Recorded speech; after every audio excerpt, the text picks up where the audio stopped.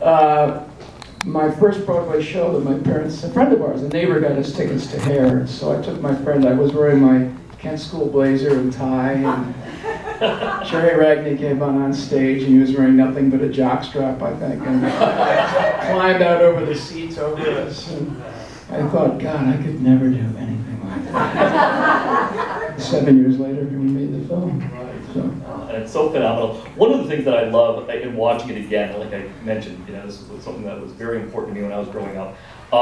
There's a key to Berger that I think, we sort of think about him, obviously, he's a free spirit and he's so important, but there's a moment late in the film when one of the characters says, "Aren't you serious about anything?" And Berger says, "I'm always serious." And I think that's almost like his secret weapon in some ways, isn't it? The key is that he is always serious about rebelling, about being anti-authority, about loving life, and about really kind of grabbing life by the horns. Did you was that one of the keys to the character for you? How did you view him? Well, it's hard to view him from the outside when you're playing it, but I didn't think too much about it. I knew that he was, I remember when we had conversations with Annie Roth about wardrobe, and she had this kind of, I don't know, it looked almost like a very long sheepskin jacket and a leather hat, and I said, I think this guy's, I'm sorry to disagree, I think he's an anarchist. I think he got his sneakers by running down 9th Avenue and stealing them out of a bin. These kids I think, are more anarchists than dropping out. They were just trying to live life in the moment. But I think also that there's an innate sense of justice and passion in him. And also, I mean, to me, part of the movie is a love story between Berger and Claude. I mean, he really cares for this guy. He doesn't want him to go. And that's a very passionate argument after the swimming scene. And then Berger's hurt that John's character, Claude, thinks that Berger really just wanted to go see Sheila. So I think there's this great sense of justice in him. Yeah. I'm going to break down a couple of scenes before I take a couple of questions from everybody. One is, of course, the great "I Got Life" scene, which for me is there's so much going on there. You've got the amazing Twyla Tharp choreography, the Reggie Ratto, McDermott songs, and in the middle of it is your incredible physicality on that table that sort of has to distill it all and bring it all together. What was working with Milos on that scene like? Because in so many ways, there's a lot going on, a lot of heart, but also so much of the movie soul. Well, we rehearsed for about a month on 72nd Street, and it used to be it was something house. It was a drug rehab center, but they had a big room, and we had the table up. I remember about 2 weeks into the number, because I was knocking glasses and plates, and we were being very careful that I was missing stuff. And Twyla said, after about 2 weeks, she said, "This isn't working for me. I don't want you to look at anything. I want you to play right down the table, to the head of the table." And all of a sudden, the whole number changed, wherein I did the steps, but the kids had to get the plates out of the way, as did all of the people at the party. Milos was not as much in the room. This pretty much was Twyla's thing when we did that. But I will say that there was no modern technique for focus as there is now with lasers and stuff like that. So after about a 10-hour day of doing the table scene, I thought, "Oh God, I'm through it, thank God." And 8 o'clock the next morning, Milos said to me, "I'm so sorry, but the focus is not good. We have to do it again." And I went, "Okay, all right. Suck it up." And so we did another 10 hours, and I thought, we got it. Let's get move on. Next morning, 8 o'clock, Milos said, "Filippo, I hate to tell you this.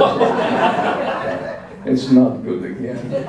But I was exhausted. But we got through it, and pieces. That's what great filmmaking is pieces. But it was a lot of fun, and everybody was very committed and into it, and very helpful. So it was a lot of fun to make. Well, like all the great musical performances, it feels spontaneous at that moment, and yet obviously every footfall had to go exactly right. Was there any moment of spontaneity in there, where whether it's grabbing the chandelier? Well, the argument with the guys was completely improvised. Oh, it was. It wasn't written. They just came up and tried to throw me out. Oh, wow. The same was with the guy at the gate. The guy at the gate was very nervous, and finally Milos talked to him, and the guy said, "I'm so nervous, I can't remember lines." And Milos said, "What do you do?" He said, "Well, I'm an MP." Milos said, "Well, just do your job." And I said, "I'll just drive up and start talking, and let's just go." And that was like one take with it. And then when he said, "Thank you, have a nice day," that's all I could to keep a straight face. That's great because when seeing that scene, obviously there's this sense of you talking to him where you sort of are you're in a much other different zone in trying to get him to get to what you want. That's great. For once, the burger charm isn't. That's right. Not happening. That's right.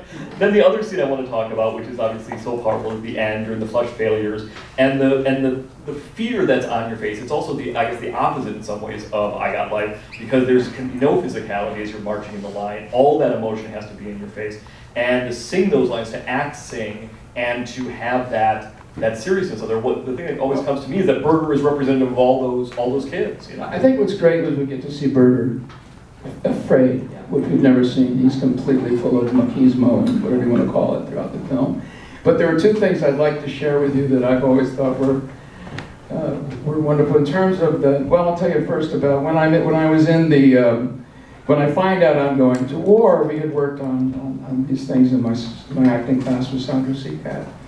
And we called them vocal gestures, and I thought this is a great place. I'll be like a trapped animal, and I'll make these sounds, you know, and it'll be like the fear will come out of my voice without my even knowing it. So after the first take, I did it, and I made that noise that you heard. And Milos kind of strolled over after saying cut and said, Trito, I don't think we should be shitting on our pants just yet. And then he used it. So it's a good lesson in trusting your instincts. The other thing was when I did the march, none of these guys were all actually National Guard soldiers. And we're marching along, and we did the first take, and they just said march, and we'll play the music. We started marching, and Milos said cut after we got toward the airplane or out of the shot.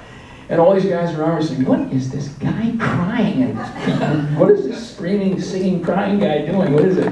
They hadn't been told the plot. They had no idea why this one guy in the line was acting so strange and singing. But they were very, I tried to explain it to them, it worked out really well. That's phenomenal, that's so great. And then of course they're all about order and business, so it's like no matter who's crying, they're still gonna like march ahead. Could I just interject one thing? I would like to say thank you to two wonderful people. I think they're both, I know that Mike Hausman, who produced the film and was the first AD, is here. And Mike,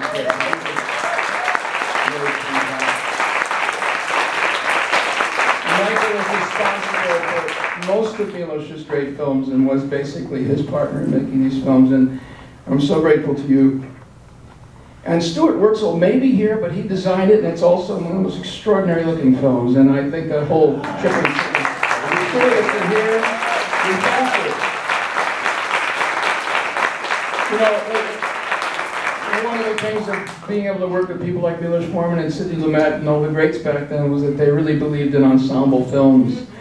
They didn't have a star. They were films with a story and a group of people, and I'm so grateful to have been a part of that period. So, Michael and Stuart, and if anybody else is here, God bless you and thank you. And how about a round of applause for the amazing cast that surrounds Freedom Court in this film? John Savage, Andy Golden, Great people. yeah, fantastic. If anybody has any questions, shoot them a hand and we will get to you as best we can. Yes?